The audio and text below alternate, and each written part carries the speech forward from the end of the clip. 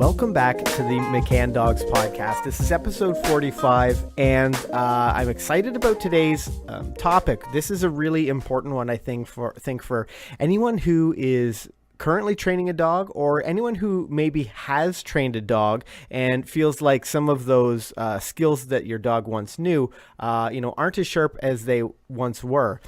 Now, with me, as always, is my co-host, instructor Shannon Villajasso, the director of the online training My Dog Can program at McCann Professional Dog Trainers. Welcome, Shannon. Thank you so much. Hi, everybody. Now, Shannon, when you initially wrote this article, this is a really popular topic to discuss in our back rooms with our grade 1 students, because it's essential information for them to really understand that there's a difference between management and training. And for our listeners, in today's episode, we're going to be talking about the difference and asking the question, is management more important than training? I'm Ken Steep, and welcome back to McCann Dogs. So Shannon, as I sort of alluded to just before we did the break, management is such an important part of training a dog. And in this blog post, which Shannon writes a new blog post every single Monday on the McCannDogs.com website. So if you're interested, you should definitely go to McCannDogs.com and check that out. But management is such a crucial part of giving your dog good information. So let's talk a little bit about what exactly management is when it comes to training your dog. Yeah. So, we bring home a new puppy and there's this excitement and there's these ideas and getting into training and starting to teach them things. And we want to have a well-rounded dog by the end of this process. We want to have a dog that comes when they're called and walks nicely on leash and is a joy to have around the house. But if you only rely on the training aspect of things and the rest of the time when you're not quote unquote training, you let the dog do whatever it is that comes natural to them, you're taking one step forward and two steps back, essentially. So management is the thing that bridges the gap. So when you're not out there, in training class, when you're not out there practicing your recall, it's so important that you're managing the scenarios so that your dog doesn't have an opportunity to ignore that recall cue, for instance. If you only make them come when you're training and then the rest of the time you let them ignore you, that poor management is going to basically negate all your hard training effort. So management is what is the glue, really, that holds everything together. It's what makes the transition from puppy that knows nothing to adult dog that is really nicely well-rounded. It's the glue that keeps all of those pieces together and just makes it work.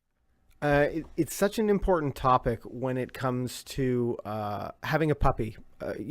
Not specifically having a puppy, but anyone who has a puppy needs to know that management is going to be a key part of their day. We talk about the fact that puppies are always learning, whether you're there to give them information or not. I think your puppy's going around your home, out maybe in the backyard. They're exploring, they're learning what they find gratifying and what they don't. And if you're not there to sort of guide that process or give them the information, your puppy's just going to do whatever they feel comes naturally to them. So one thing that we often chat with our students about, and I often talk about, in the comment section of our videos or, of all the different social media platforms that we run, is actual supervision, really being there to give your dog the information that they need. And let's talk about that in terms of how the role that supervision plays when it comes to management. Absolutely. I would say supervision is management tool number one. It is the most important thing that you can do because, as you said, puppies are always learning and they're busy little creatures. They're inquisitive and they're excited about life and, they want to explore their environment. So if you just let them wander around the house and choose to do what they want to do, they're probably going to make some bad choices. And again, that really that takes you those two steps back, because now not only do you have to teach them what's appropriate, but you also have to take the time to now teach them that chewing on the couch is inappropriate and they've possibly already gotten a lesson that it's fun and it's enjoyable to do. The problem with a lot of the behaviors that your dog will choose naturally is what we call self-rewarding behaviors. So for example, if your dog finds a dirty shoe and they start to chew that shoe up, that is rewarding for them. If nobody is there to say, oh, hey, you're not allowed to chew shoes, you need to leave that alone, the dog basically gets some entertainment. They get some stress relief from chewing. They get to enjoy the chew and tear apart the shoe. That's a really reinforcing thing for that young dog. And what they're learning in that process is that they're allowed to chew that shoe because there's nobody there telling them that they shouldn't. So again, not only do you have to now take the stance that you need to teach them not to chew the shoe, but you also need to negate that reward that they've had for chewing the shoe, which is going to make them come back and try it again and again and again. So you're so much better off to just make sure that you're properly supervising your dog to begin with and catching any errors that they do make so you can give them good quality information.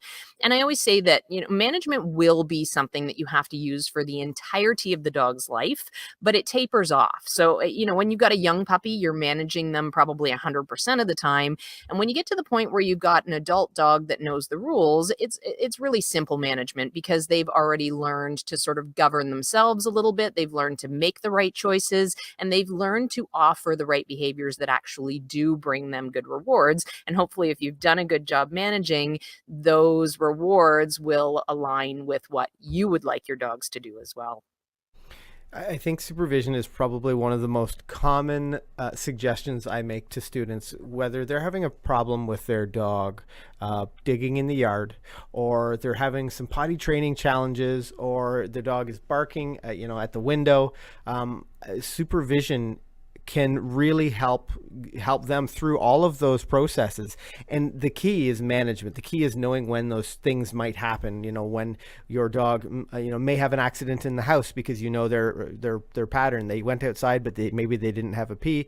You brought them back in, and if you're not supervising them, that they're more likely to go inside. Barking at the window.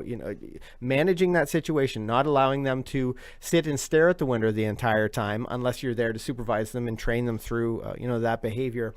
I think it is I would say it's the most common thing I talk to students about, whether they're in class online or, on our social platforms, is that really understanding what a great impact supervision can have on your dog training in general. And I think it's such a key element to proper management. Definitely. Absolutely. And in with that supervision is setting yourself up so that you can be one step ahead of the puppy. And I would say the use of a long line or a leash at all times would probably be the second most important management tool in that list. So it's not enough to simply have your dog out and about and watch them and hope for the best or hope that you can catch them when they make the mistakes. We know that they're faster than us. We know they've got 2 more legs than us. As a rule, if they're older than 10 or 11 weeks, you're probably going to have to run pretty fast to catch them. So having a long line or a leash on those puppies at all times is going to make your job that much easier. And it also allows you to maintain sort of a leadership status because you get to remain calm. So for example, if my dog grabbed that shoe and I said, oh, hey, you're not allowed to chew that shoe. And he said, nah, you're going to stop me, and grabbed it and ran away with it. I don't want to be in the position where I'm chasing him because that makes me look like a very ineffective individual for my dog. And he's going to think, haha, I don't have to take you seriously. I can grab as many things as I want. I can play these games. He's going to create a really fun scenario in his mind where I have to chase him and he plays catch me if you can. And therefore he's creating the rules. He's starting the games. He's maintaining the rules of the game. I don't want that to be the case. I want the rules to work in my favor. So having that leash or a long line just dragging on my dog all the time in the house, anytime they are out of their crate, whenever I am there supervising so that I can quickly just walk up, calmly walk up, step on the long line, and then I can work my trade or I can work on teaching him at that point, depending on where he's at in his training. I can work on how I want to tell him that that shoe is not an appropriate thing to chew. And I can do it calmly and easily. I can redirect him because I've got physical control of him now, and I can give him something more productive to do. So you know what, buddy, you can't chew that shoe, but hey, look at all these toys over here that belong to you. You can chew your Kong, you can chew your bully stick, whatever it happens to be that is okay for the dog to chew. That great information right there probably would save you so much time Because if they learn the alternative, you spend a lot of time trying to backtrack and teach them not to play catch me if you can and not to steal things, and that that's not a fun game. So save yourself a lot of time, just have that management tool in place, and that will enable you to step in and redirect and give that puppy good information so that they're not creating their own games.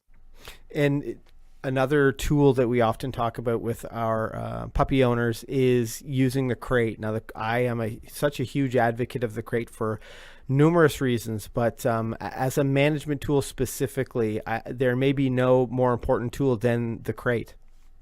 Yeah, that is definitely high on the list. So, because we are human and because we have busy lives, we have kids, we have things to do, we have to go to work, all of those things are going to interfere with being able to supervise your puppy 100%, which means that you need something to keep them safe in the interim. And that is a crate. We could not recommend crate training highly enough. It's not necessarily something that you're going to need to use for the rest of your dog's life, but potentially it's something that your dog will still need to be comfortable with, even as an 11 or 12-year-old dog. Think of situations where if you need to leave them with a friend, for example, and you don't want them running loose in the friend's house because you don't know what they might get into. If you need to leave them at a kennel, if you go on vacation, they need to be accustomed to being confined and be comfortable with that. If they need to go to the vet for any reason, and if they need to stay overnight, the added stress of not being used to a crate when they're already sick can be really, really hard on them. So crate train them when they're young, keep them used to it as they grow, and using that as a management tool with a young puppy just means that they have a safe spot where when you can't watch them, they're not chewing the electrical cords, they're not peeing behind the couch, they're not making any mistakes that might get them into trouble or get them hurt or worse. So that crate is it's meant to be a nice, comforting den for the dogs. Dogs are denning creatures. You probably notice with your dogs all the time when they're out and about, and if they do choose to go and lie down, they don't typically go and lay in the middle of the room. They usually tuck off to the side, or maybe in a little cubby or a little area where they feel like they're safe and protected, and that's just an instinctual thing. So crates are wonderful. They may take a couple of days for puppies to get used to, but it is well worth taking the time to crate train and using that crate to confine so that you can keep them safe, and also so that you can manage the situation and keep them from creating their own rules in the interim when you can't supervise them. And I think a good example of management being more important than training is a couple of those situations that you talked about, the bringing your dog to your friend's house, or having them be looked after by a friend, or taking your dog to the vet. Those are situations, although you can do some work, with handling, you can do some work with your dog, remaining in a sitting position when someone new comes up to greet them. Those unique situations that you can't really prepare for, you don't know what's coming next. And having your crate to, make your dog feel like they're in a safe, comfortable place is so very, very important. We have a sick dog at home right now, and he's been back and forth to the vet a few times. And having a crate for him has been really helpful because we can leave him for a short period of time in that crate and know that he's not going to have an accident in the house, and know that he is set up with all sorts of bedding or whatever so that he's going to be comfortable. That sort of management, and having him know that his crate is a great place to be has been so helpful. And obviously transporting back and forth between the vet and home, it's also so nice to know that he's comfortable in the car, which he maybe doesn't really love, but he's in his crate where he's got something to chew on, and just sort of satiate that some of those or alleviate some of those anxieties that he might have because he's feeling unwell. Mm-hmm. Now let's talk a little bit about management when it comes to your training, and how some people may see their dog not be as sharp as they once were with their recall, for example, or response to name, and how management plays a key role in, firstly, seeing the fall off of some of those behaviors, but secondly, how you can bring those behaviors back to what they once were.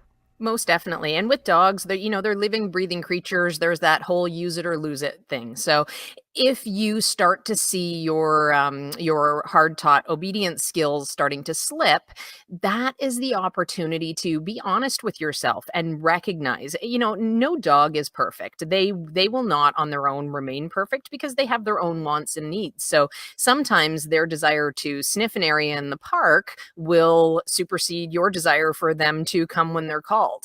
And rather than accepting that, what we like to do around here is make note of it. So if I have noticed that I've had to call my dog, Reggie, for example, is almost 11 now, and he is pretty sharp when it comes to all of his obedience skills. It's very rare that I have to remind him of anything, but there are times because he's a dog and because sometimes life just gets in the way of things. And the moment that I have to say his name twice or anything of that nature, I will make a very sharp note in my head, and I plan to come back and do some training for that, something productive so that I can help him be right and help to remind him of what he should have done in that scenario. So, management in itself is being aware of your own limitations. So, with that example that I just used, Reggie, very well trained dog. He's had lots of training through his whole life. He's got multiple titles.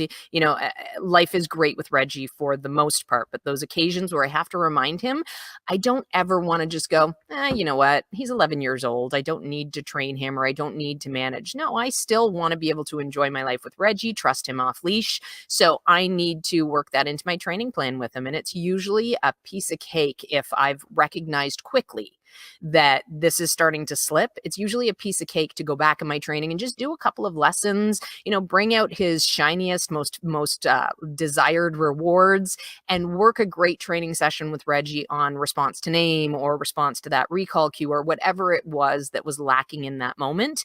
And that management means that his skills go from potentially slipping to being topped up in an instant. And that in itself is such an important thing.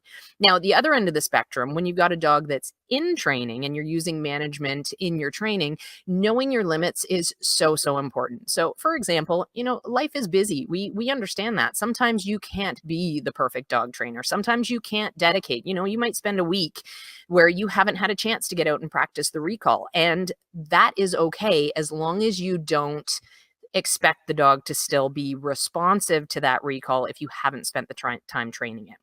So managing those scenarios, making sure that if your dog is in any situation where you're going to say come or they might not come, that long line is on so that you have a means of controlling them. And if you allow your dog to work within those limitations, you're going to set yourself up for great training in the future. So, for example, if I've been really busy for a month or it's been so cold outside, I haven't been able to get outside and do any recall training with my dog, the last thing I want to do in the spring is then just hope for the best and hope that just because in the fall things were going great, I've taken this big gap from training and now I'm out and about again. I can't just hope that things go well. I'm going to recognize that there's a limitation in my recall because I haven't practiced, and I'm going to set up a training plan when the spring comes. I'm going to put my long line on. I'm going to go back out there and I am going to work my recall and work through the training program. And I'm going to start at whatever level my dog was successful last at with reminders in those scenarios, reminders and great rewards and really, really, really great reinforcement for my dog doing the right thing, just so that I can get those reminders in. Coming to me is fun. Remember, it's spring and the ground smells wonderful and you may like chasing that squirrel, but you still have to come when you're called, and I'm going to set my dog up to be successful on that. I never want to be in the situation where I say, oh, you know what, it doesn't really matter, or I think he'll be okay. I'm always going to recognize that there's a potential for the need for more training, and I'm going to make sure that I put in the effort if I expect my dog to give me the results. And that's true of anything. If you are working with a 6-month-old puppy, for example, and you think, oh, you know what? They're doing really well in the house. I might see if they can work through having a little bit more freedom without getting into trouble. I'm going to recognize that certainly and try, maybe I'll go in the kitchen and cook something while my dog is in the living room loose chewing on a bone rather than actually being physically under my gaze at that moment. But I'm certainly not going to think, okay, it's 6 months old, he's doing great, so I'm going to go to work for 8 hours and hope for the best and then come home and, hopefully my house is still intact. Chances are it's not going to be. So know where you're at with your training program, know where you're at with your dog dog's limitations and be honest with yourself on those things. It's only going to serve you better in the future to use that honesty to your advantage.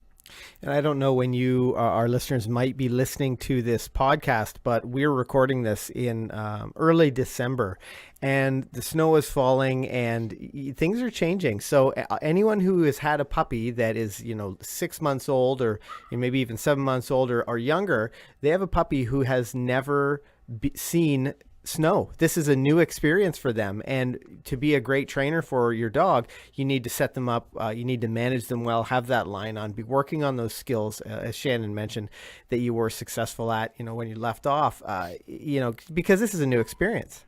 Absolutely. And that with every season change, if you think about, if you got a puppy in the summer, they have never seen that winter, as you said, and the world is completely different. It smells different. It looks different. It feels different. So, of course, they're going to be really enamored with that new environment.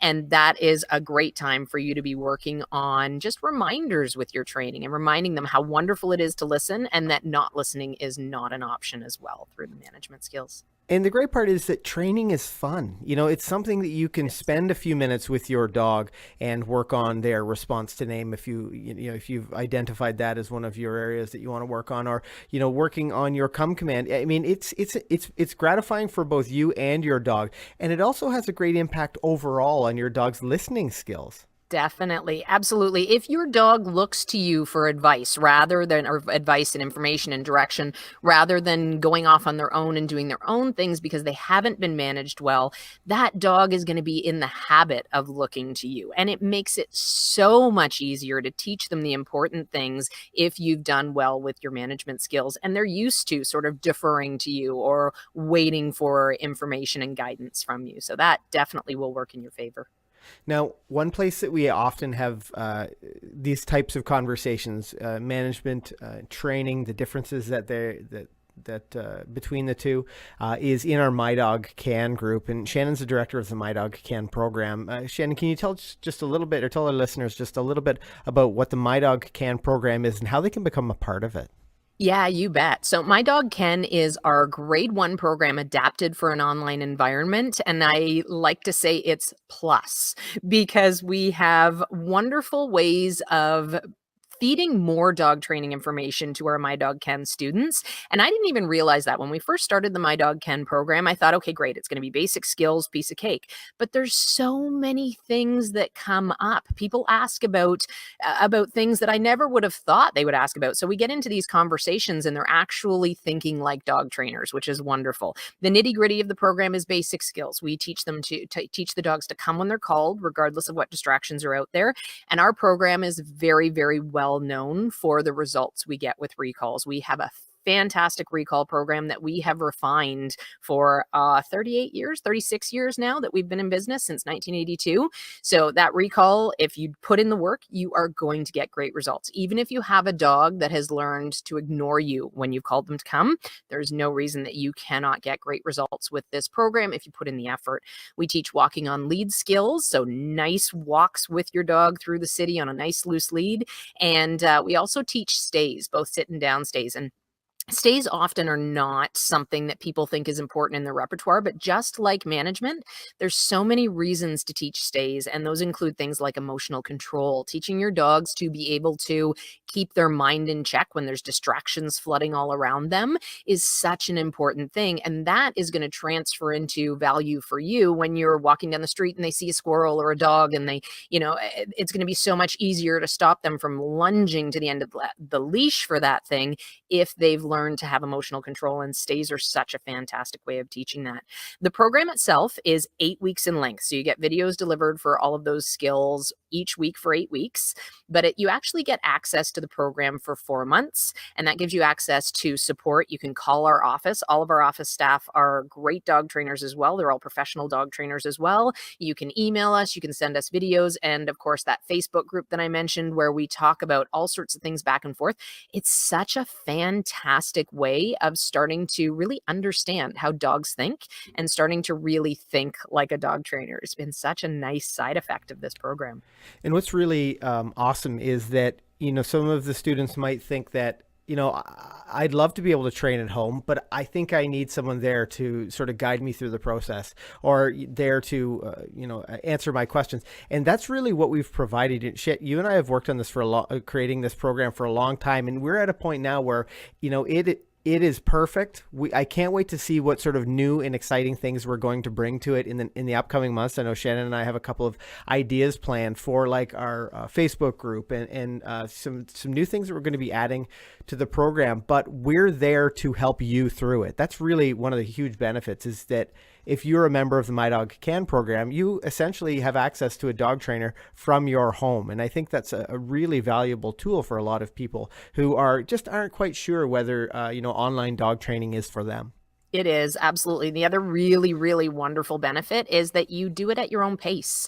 So, if you've got tricky schedules, if you're thinking you really want to get training, but it's such a busy time of year right now in December with Christmas coming up, you do it at your own pace. So you can do little bits here and there. You can watch the videos over and over and over again, so you can get all those subtle nuances that really make things work. It's just a fantastic way to be training. And if this is your first time on our McCann Dogs podcast channel, make sure you hit that subscribe button. We publish new videos every single week to help you understand the why behind how dogs think and learn. And on that note, I'm Ken. This is Shannon. Happy training. Bye, everybody.